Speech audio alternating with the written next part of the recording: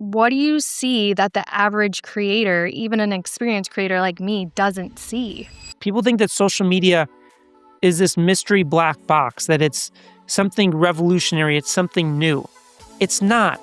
It's literally history repeating itself. Social media really is just the best storytellers rise to the top. How do you become the best storyteller possible? You learn from other storytellers. So that's the first place to start.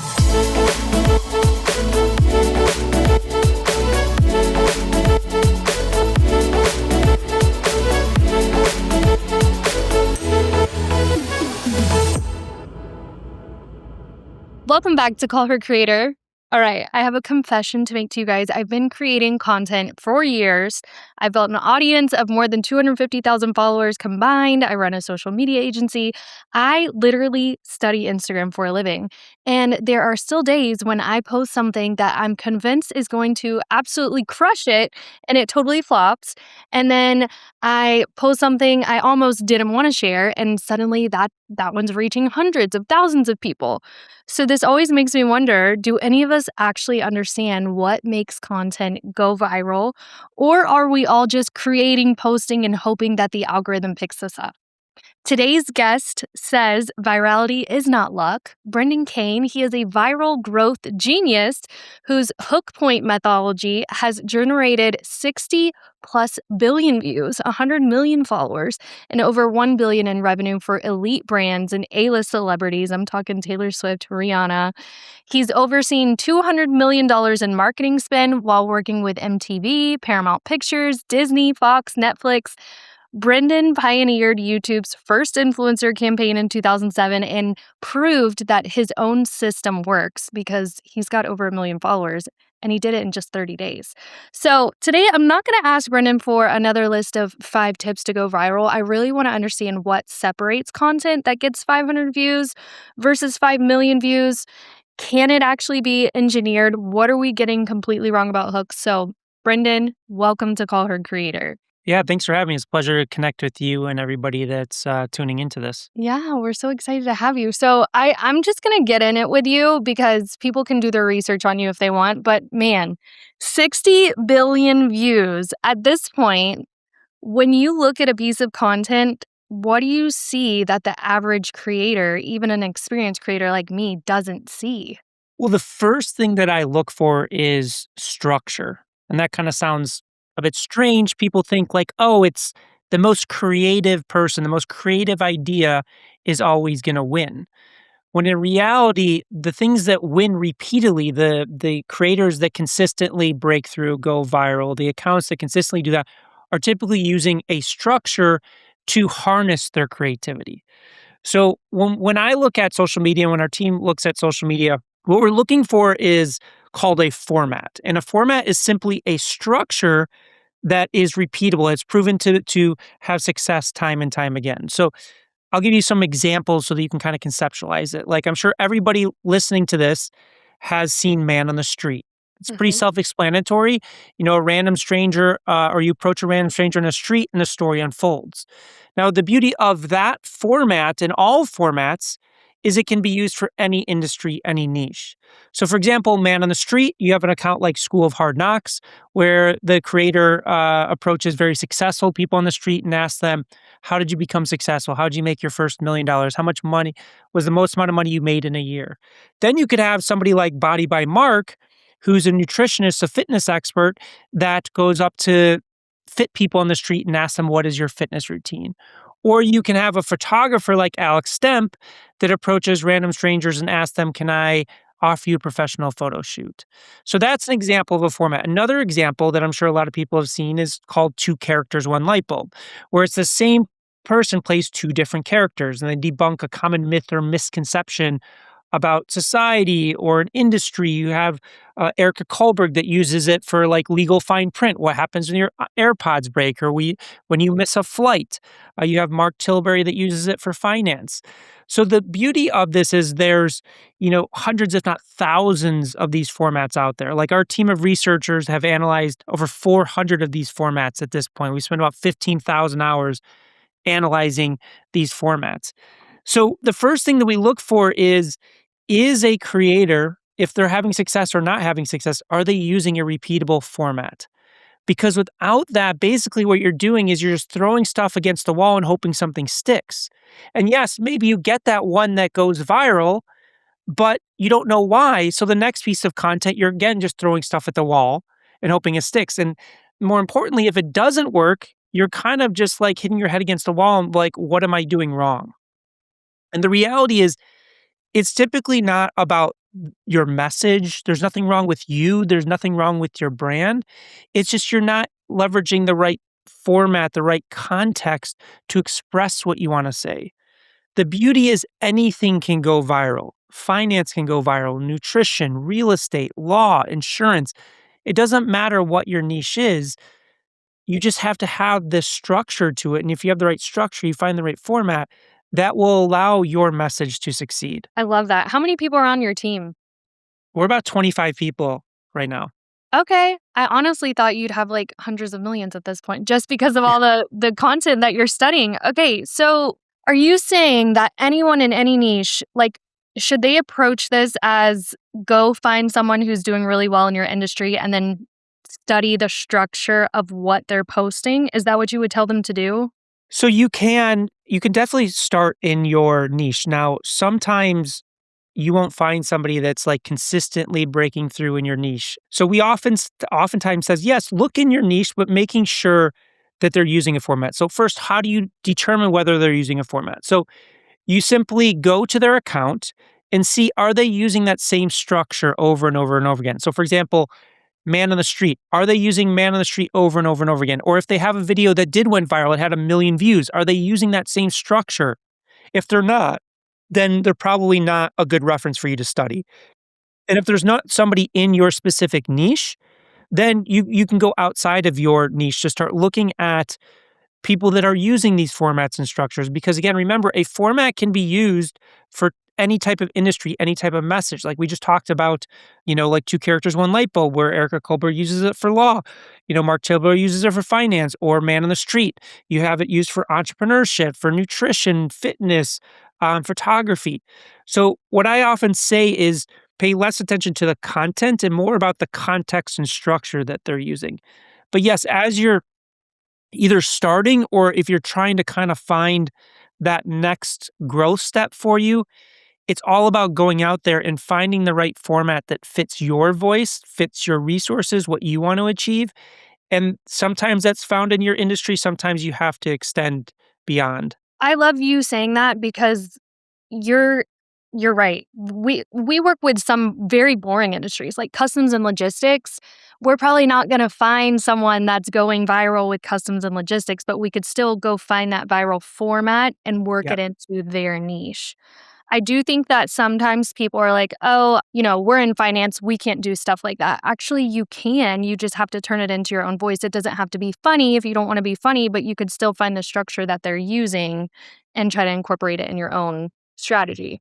Yeah, I mean, the beauty is there's so many different structures out there that it doesn't have to be comedic or over the top. It can be explainer, it can be science based. There's so many different ways you can go about it. You just have to find that right format that fits what you want your brand voice to be and the type of ways that you want to show up on camera. I love that. I love that. After studying as much content that you've studied, do you think, I think I know your answer to this, but do you think virality is predictable or do you think there's an element of luck with it? Well, obviously, you can point to people that have had luck with it. I look at people that are going viral or breaking through consistently. Consistent. I Okay. don't think that that's luck. Now, there can be people that intuitively have picked that up, but there's always, a structure behind what's causing their success. There's not really anybody that blows up on social media because of social media that doesn't have some structure that you can point to. At the same time, you have to be careful to compare yourself or to look at like somebody, for example, The Rock, one of the most followed people on Instagram. Like he's a good content creator, don't get me wrong, but he grew his audience not because of social media, but because of all the external drivers that are causing that. So like every time he's in a movie, they're spending 150 million dollars promoting that movie with him as a star. So he's on the cover of magazines, billboards, he's all over TV, things of that nature. That those external drivers help drive that success. The same thing with brands, a company like Apple that spends billions of dollars a year advertising. Those external drivers, that success is helping prop up and build that social audience. So when we look at people that are succeeding just because of social media, there is a method to the madness. It's not just pure luck. Mhm. I would say that virality can definitely be engineered, and it's predictable to a certain extent. Like, you should have once you learn all these principles, you should have a good instinct of whether something is gonna go viral or not. So I kinda lean into more that engineering and success in social media can be engineered. It is somewhat predictable, but I would focus more on, like, you can engineer your success than trying to predict your success, if that makes sense. No, that totally makes sense. I kinda like when we get on sales calls with clients that wanna hire us for social media management, they're like, "Can you make us go viral?" And I can set you up for success and I can structure things in the way that's going to help you, but I'm like, I can't always predict if you're gonna go viral or not. Everyone knows they need a hook. I think hooks are really big right now, and we've beaten that advice to death. So, what do you believe makes a viral hook? So let's just talk about why hooks are important.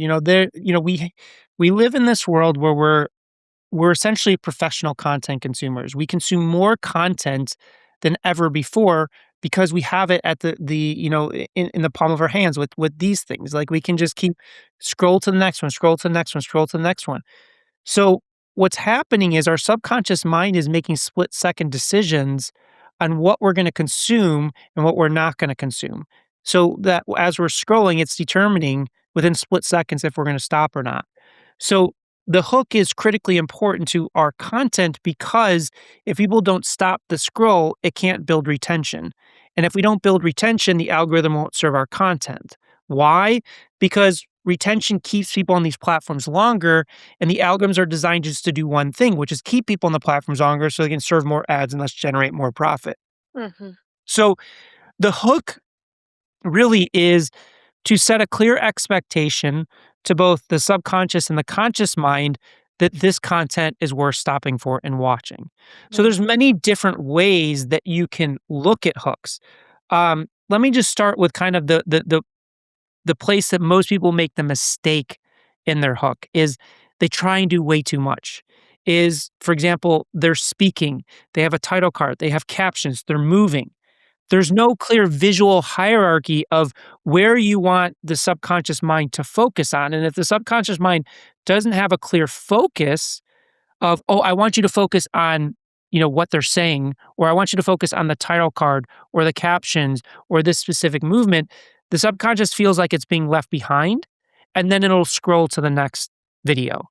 So the first thing is to make sure that you're not overloading, the brain of the person you're trying to connect with as you are, as that video is coming on screen.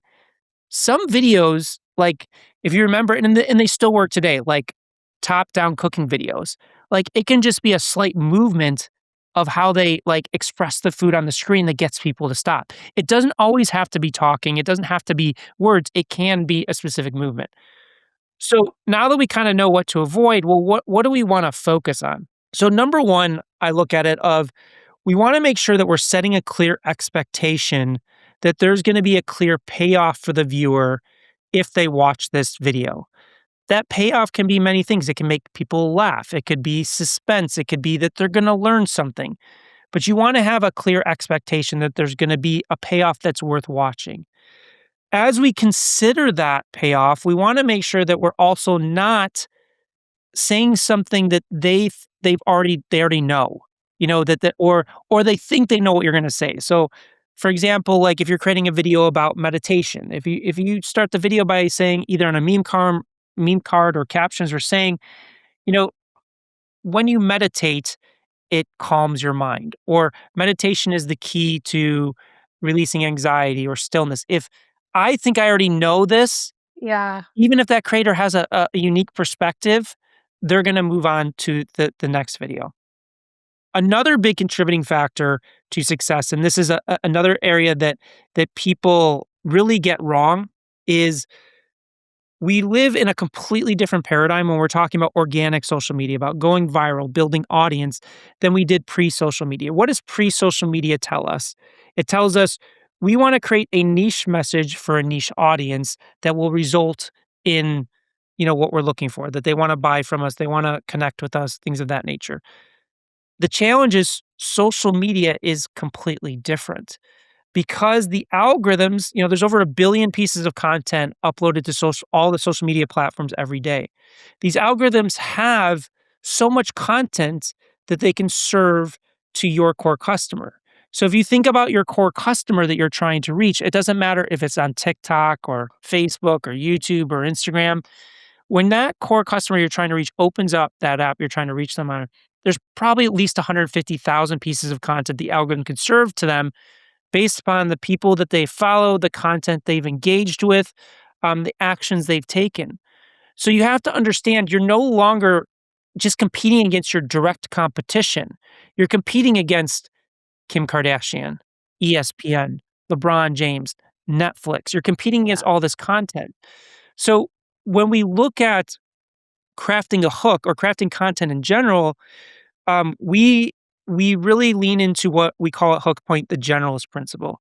And what the Generalist Principle does is we say you still want to speak to your niche audience because those people are going to pay your bills. We're not like if you are selling legal services, we're not going to tell you to put cute puppies in your videos unless you're representing people like of animal cruelty or something like that. Yeah. We say you want to keep speaking to your niche audience so that you can serve your business goals and objectives. But at the same time, we need to make that message, that content accessible to the wider audience so that the algorithm can see that the average person can enjoy your content, not just your niche audience, because the algorithms don't really know who your niche audience is, and they're not really going to work super hard to do that. On top of it, when people niche down in their messaging, they typically start using jargon and all these technical terms, and it just becomes boring and people scroll past it. So what does that look like? What does that look like in practice? So to give you for a few examples, so we have there's a luxury real estate agent, Ryan Serhant. You may know him. Yep. He's on Netflix, but it's not the reason he was very successful on social media before Netflix. But he has a really good YouTube channel. And the thing about Ryan and his company, their company sells the most expensive properties in Manhattan, New York. So they start at like 15 to $20 million and go all the way up to like 150, $200 million. So their core audience is super niche. You're talking about a fraction of a percent they can afford to work with him. So what he does brilliantly is using the generalist principle. He says, let me take you on a tour of a $7 million closet. Let me take you on a tour of a $250 million ranch. So what does that do? Well, anybody would be interested in seeing those properties, but when he's touring those properties, he's not diluting who he is and his expertise. He's showing that expertise because he knows that if he plays the generalist principle that way, he generates millions and millions of views on those videos. And if 1 million people watch that video, and only like 20 are his core target audience, he's beating out his competition every single time. Another example is there's a great YouTuber, Graham Stephan. He teaches finance to millennials. And one of his most viewed videos is how I bought a Tesla for $78 a month. But basically, what he's teaching is the principles of car financing. But if he started that hook with, I'm going to teach you the 3 key tools you need to finance your first car, nobody's going to click on it. It would have gotten 20,000 views instead of 10 million views. Wow. So that's what I kind of look at from the generalist principles. How can we not dilute who we are? How can we still communicate to our niche so we can pay our bills? But how do we contextualize our message in a way and contextualize our hook that it can attract the, can attract the ideal or attract the wider possible audience so that the economies of scale grow. And the more that our numbers grow, the more that our views grow, the more we will reach our niche audience. Oftentimes people ask, well, why do I want 1 million people watching my video? I just want to talk to my core customer. Well, number one, we definitely want to be talking about your core niche or subject. We don't want you to change who you are or do something else. But if you do that, and again, like it's the question I ask is, would you rather have 1 million people watching your video and only 10% be that core audience, or 1,000 people and it be 100% of your core audience? You know, you're talking about 1,000 to 100,000 person difference. It's just the economies of scale and the numbers just work in your favor and allow you to really grow and scale and beat out your competition. You're blowing my mind right now. How do you how do you learn all this stuff, Brendan? Do I you mean, read I've about been in social media for 21 years now. I started in 2005, Okay. but it's just studying. It's just like you just keep learning and learning and learning. Are you super passionate? Like for me, I'm super passionate about this stuff. Like in my free time, I want to learn about it. Is that how you are? I love learning. So I'm always looking to learn something. And yes, I always want to kind of understand why something works, why something doesn't work, and just figure out how all the pieces are put together. Together. I think that's yeah, I think a lot of us that want to be really great at that, that's what we should do and we should be doing is figure out why it's working. Can you walk us through your personal strategy? Cuz you have over 1 million followers, and I think I read that you did that in 30 days. Is that true? So I did an initial experiment on Facebook in 2017 Okay. and I think I don't know what my audience is there, like at 1.6, 1.7 million. And Wow. then I just did another experiment on Instagram. It took a bit longer than 30 days, but yeah, it's like 1 million, 1.1 million. I mean, the interesting thing for me is I approach social media a bit differently. I'm kind of very much an experimenter of just testing different things instead of like, I don't really, and I probably should more. I don't really look at like, how am I building my personal brand, but more about how can I actually experiment and learn with content that I produce for my channels rather than, just kind of like have a methodical strategy, if that makes sense. I just take a very different approach when it comes to my personal account. Personal. When I Yeah. was going through your account, so you had a lot of which your content might have changed, so we'll talk about that. But you have a lot of like clips of what is this called? Podcasting. Those do crap for me and my clients. So how are you doing that and growing your account with those? Talk about this. So there's different formats. So that the format that we've been really leveraging for that is called Here's How You Know. It's a very specific format, talking head format. So when you talk about podcast clips, there's different variations or formats within that. Uh-huh. It just comes down to understanding the format. Again, sitting there, understanding what's the difference between the high performer, the low performer, and getting to the actual science of it. Okay.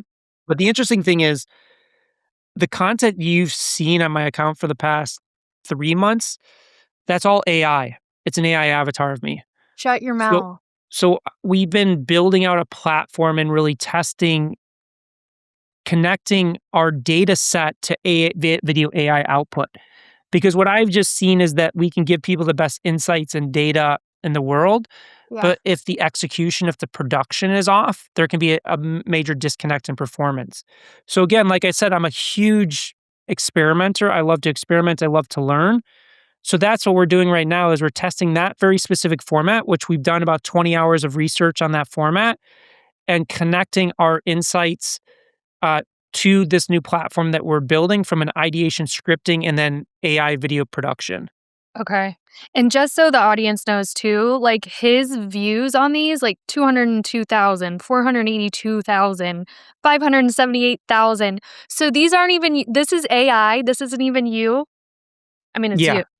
Holy Yeah. cow. And is AI coming up with your hook at the top too?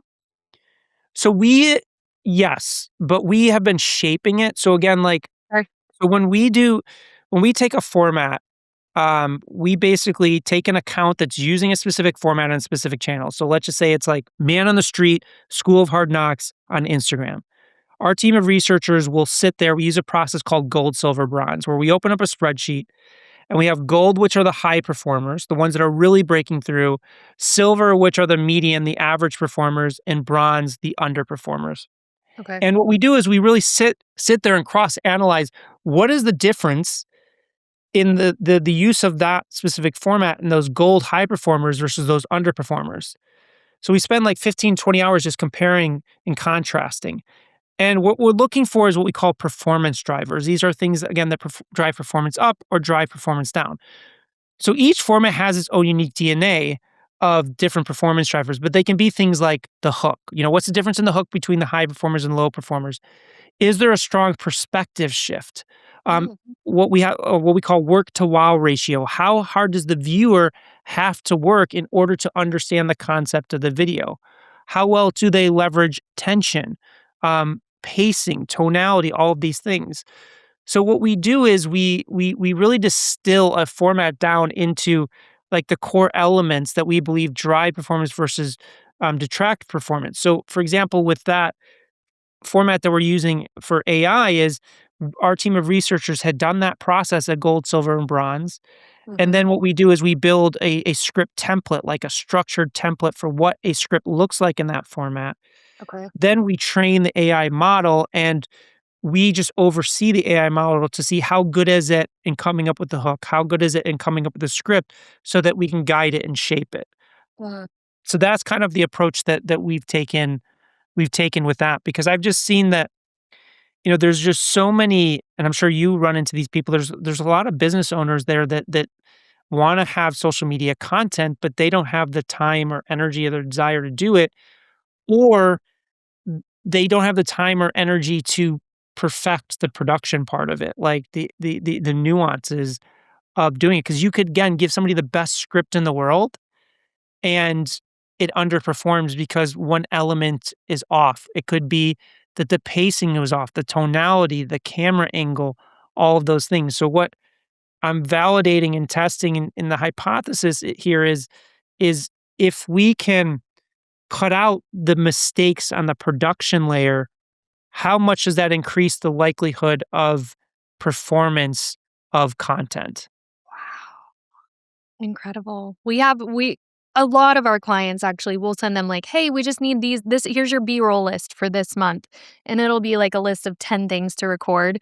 We will get back 0. So I think you doing this is going to help a lot of people to come out of their shell because 'cause they'll just have it done for them. Earlier, you talked about the hooks. I've always taught my clients and my audience that there's 3 important hooks. There's the text hook at the top, there's whatever you're doing in the video, and then there's your talking hook too.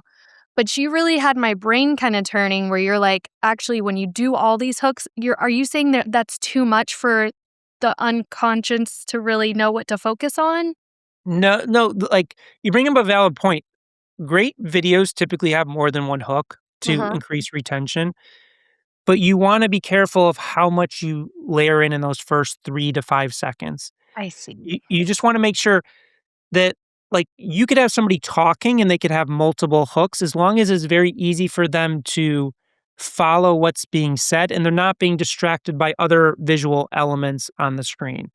So Okay. the biggest thing is eliminating kind of the visual element component and just focusing on like the and it's not necessarily easy, but it's very simple, is like somebody clearly understand what you're trying to communicate in this video in the first 3 seconds that motivates them to stick around. Stick around. And Yeah. it's very simple, but there's a lot of nuance into going into kind of like actually constructing that.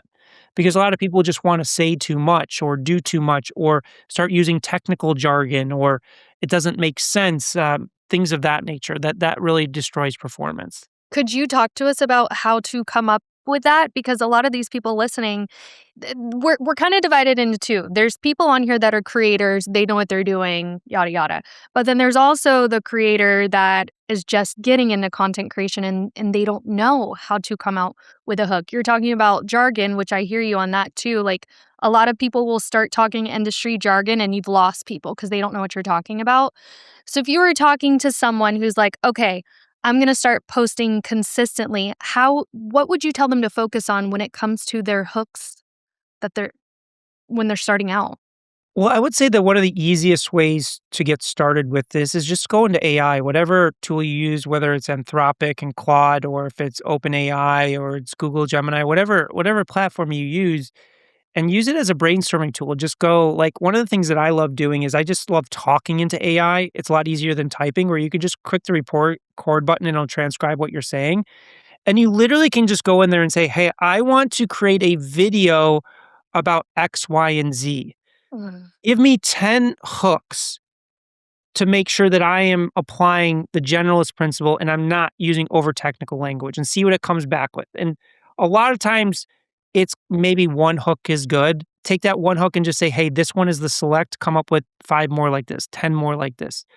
Or you can say, "Here's a script that I generate. Can you simplify this language so a sixth grader could understand it or my grandmother could understand it?"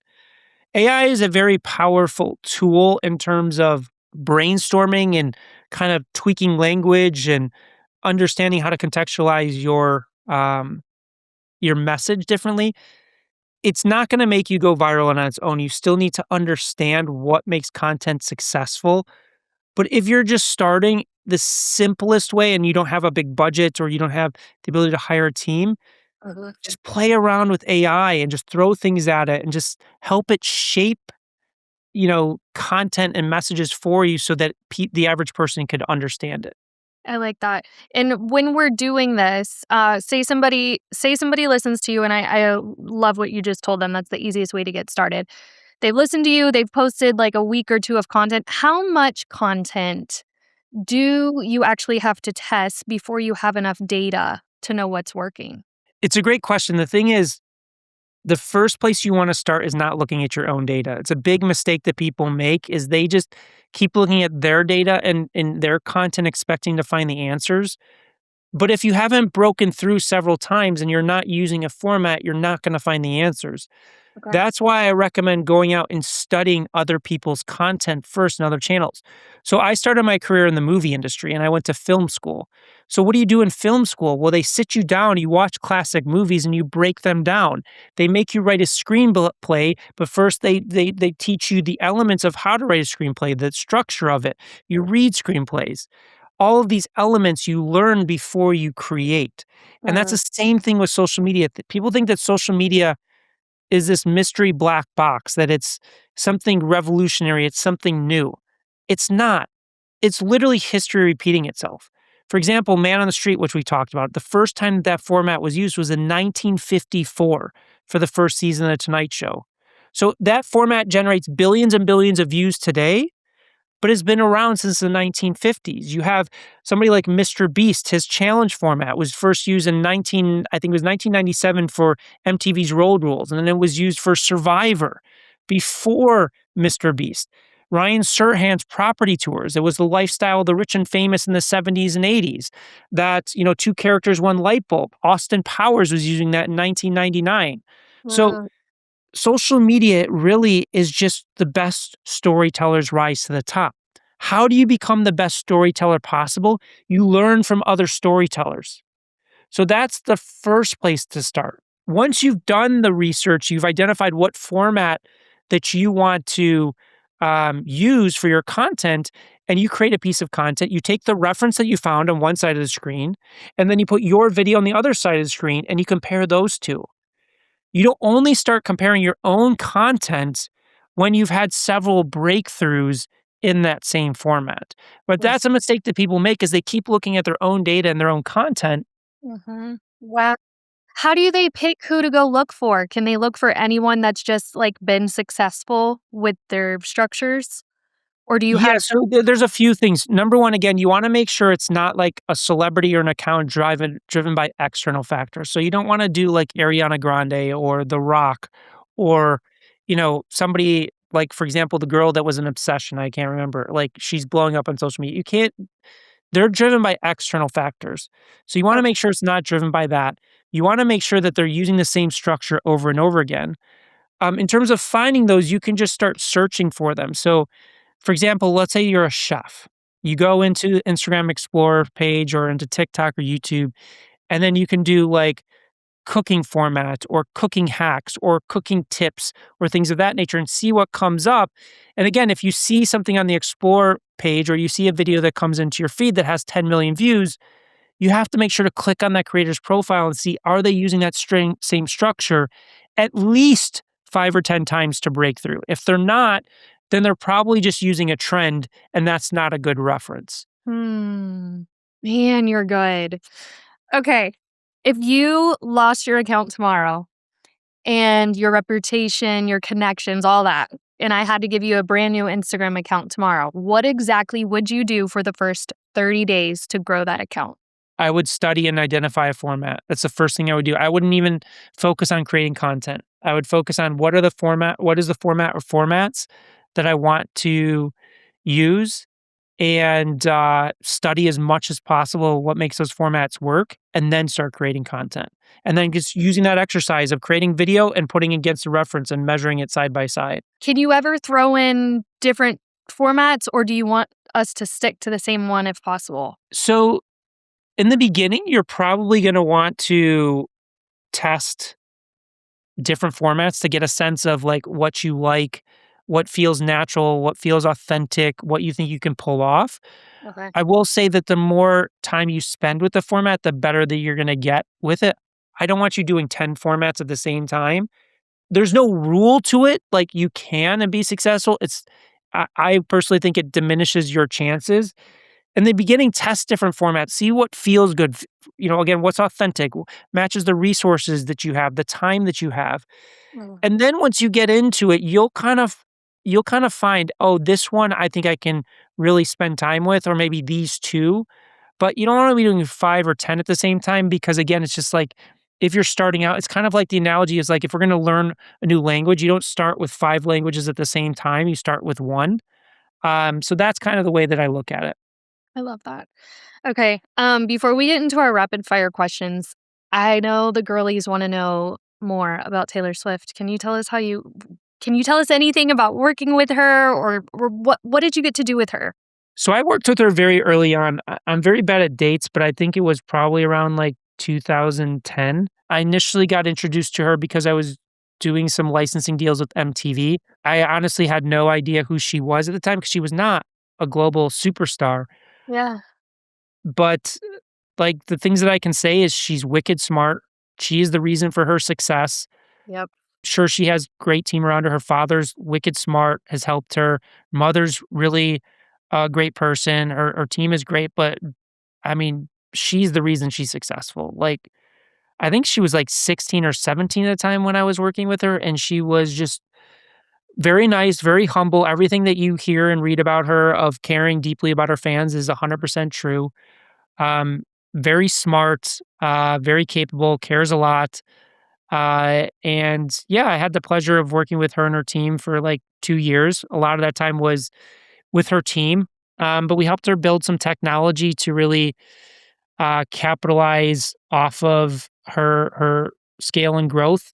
We were predominantly focusing on her official website and fan club experience, and really took it to a pretty successful level, both engagement and revenue wise. But yeah, I mean, I definitely don't have anything bad to say about her at all. I mean, she's a great person, but anybody else taking credit for her success is lying. Like, I'm Ooh, not gonna sit here and say that I helped her propel her success in any way. I yeah. gave her some tools and helped her build some things, but, yeah, I mean, she's a truly remarkable person. I mean, it's definitely not luck of why she is who she is today, that's I for don't sure. think I'm learning that no one, and with success, like, 99% of the time, it is not luck. It is you busting your ass and getting around the right people.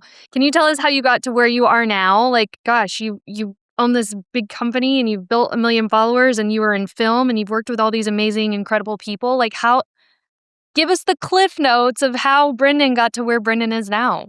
So I started in the movie industry, started as an assistant, and then just saw the need for innovative, cost-efficient campaigns for the movies for the studio I was working for, and that's where I proposed the idea for social media. Again, this was like 2005, 2006. That's where I did the first influencer campaign on YouTube, and, while I was working for that studio, I built the first ever influencer technology platform on top of MySpace, and I licensed that to MTV, and that's where I kinda got that connection to MTV. But unfortunately, there was no such thing as an influencer at the time. This was, like, 2008, Mhm. so it was just too early. So I started building some other technology in partnership with MTV, and that opened the doors to MTV and other people. And then from there, I got heavily involved into social media advertising when it first came on the scene. Like, people don't realize that, like, Facebook ads, YouTube ads, they didn't exist when these platforms were first formed. Right. But when they first launched, I helped advise a company to become one of the largest companies of advertising on these platforms for Fortune 500 companies, and just saw a lot of the inefficiencies of how creative, like the creative strategy was being um, thought about for content on these platforms. And I just saw a lot of money, time, and energy and resources being wasted for those specific initiatives. So I left working in the paid media and just started thinking through the models that we used at Hook Point on like how to better think about content so you're not wasting time, energy, and resources. And through that, founded Hook Point and published three books on the subject matter. Wow, that's incredible. Do you offer any mentorship or anything like that? Yeah, so we do strategy and training. So we focus predominantly on matching people with their ideal format Okay. and providing them the blueprint and the research so they don't have to do that. So we do that now, and as I mentioned, we're getting ready to beta launch this AI platform, the same one we've been using to create my content, to see kind of what the impact is of giving people an end to end solution where they don't have to step in front of the camera. They don't have to have an editor, a videographer, or any of those things. It can just be created from an end to end solution. Interesting. That's so crazy. All right, let's get into our rapid fire before we close up. So, I'm going to give you a creator problem and you're just going to tell me what you would diagnose first, okay? Sure. So, all right. I've posted consistently for a year. I'm stuck at 2,000 followers. Number one, are you using a format? 99% of the time, I guarantee they're not using a format. So just taking what we have talked about today, understanding there's a structure, there's a format, go find a format, and then go back to content creation. Love it. My educational content, it gets saved, but it's not getting shared. So first off, I would want to know like how many saves are you getting? Is it five? Is it Yeah. 500 or 1,000? Because if it's like five or 10, it's really not a good indicator. I would kind of think through like how strong, for example, if it's, you said it's education content, right? Yep. How strong is the perspective shift? How strong is the aha moment?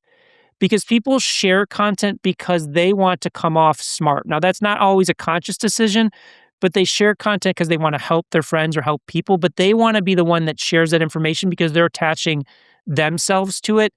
So you want to think about how strong that perspective shift and aha moment is, because the material may be really strong to educate somebody, but it's not strong enough to create that motivation to say, well, I need to share this with everybody I know. Mm, Secondarily, the thing I would look at is it leveraging the generalist principle? Because if you're learning and gaining value out of it, but like your mother could gain value out of it because it's interesting from the generalist principle perspective, that can cause an increase in shareability as well.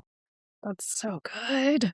Okay, last one. My reels are getting views. This is a big one. I'm getting views on my reels, or people are liking my carousels, but they're not following me. Is there anything that they could do to get people to take the next step and follow them?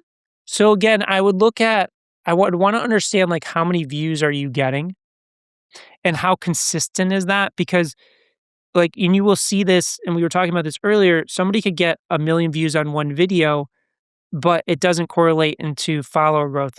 You know, consistency of performance is typically going to yield to follower growth. So that's number one. Number two is what's actually happening in those videos.